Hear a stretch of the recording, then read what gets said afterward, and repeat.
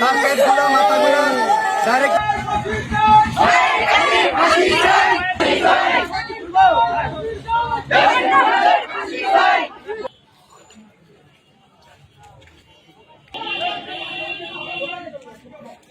আমাদের দুই সন্তানের রেজিং করছে।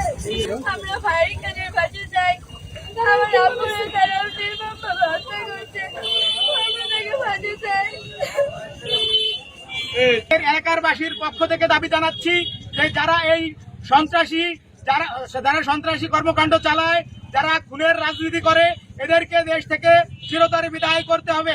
সেই লক্ষ্যে আপনাদের মাধ্যমে এই সরকারের কাছে দাবি যে আপনারা এই খুনি ফায়েক হাজির বিচারের বিষয়ে আপনারা আপনাদের প্রত্যেকটা পত্রপত্রিকায় তুলে ধরবেন। আমরা এই সাংবাদিক ভাইদের কাছে দৃষ্টি আকর্ষণ করছি এবং বাংলাদেশের প্রশাসন যারা আছেন এই ফাঁসের উপযুক্ত বিচার হয় এই দাবি আমরা জানাচ্ছি।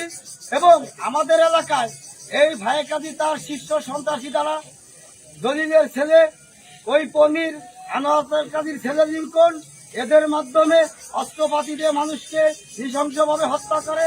আমাদের এলাকায় যাতে শান্তিতে আমরা বসবাস করতে পারি আপনারা সেইগুলোর দিকে দৃষ্টি আকর্ষণ করবেন।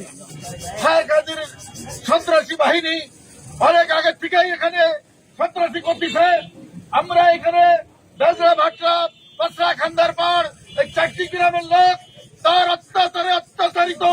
আমাদের